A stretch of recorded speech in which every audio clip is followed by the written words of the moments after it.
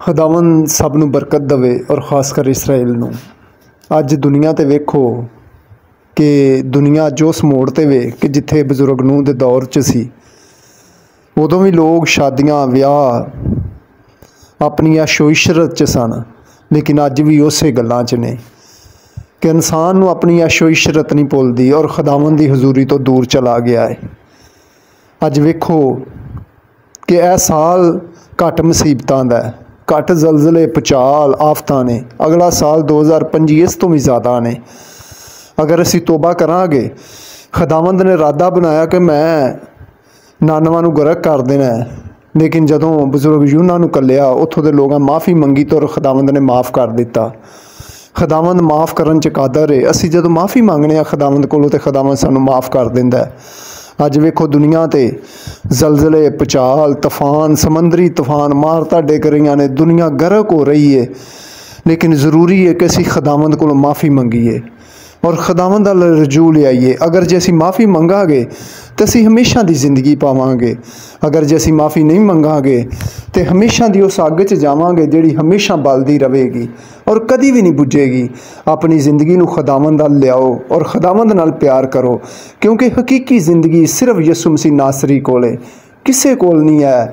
जिंदगी का मालक सिर्फ खुदावंद यसू मसीह है और यसू मसीह तो इलावा किसी को जिंदगी नहीं है, किसी को तंदुरुस्ती नहीं है। क्योंकि वेखो जदों दुनिया ते बुराई हुंदी है तो खुदावंद दी अख बुराई नूं नहीं वेख सकदी, क्योंकि जदों खुदावंद दी अख बुराई नूं नहीं वेंदी तो इलाके वो शहर वो पिंड उस हर जगह गरक हो जाती है। क्यों हो जाती है? क्योंकि खुदावंद पाक है। खुदावंद पाक है। ये फिर हाल वो हुंदा है कि जिहड़ा सदूम और अमूरा दा होया सी कि खुदा अग दी गंधक दी तूफानी बारिश भेजदा है और वो शहर इलाके गरक हो जाते हैं। खुदावंद अल रजू लियाओ, हमेशा की जिंदगी पाओ, क्योंकि हमेशा की जिंदगी सिर्फ खुदावंद कोल है। अगर जे तुसी खुदावंद नाल प्यार करने वाले हो, खुदावंद नाल मुहब्बत करने वाले हो, तो खुदावंद हमेशा की जिंदगी तुहानू देवेगा।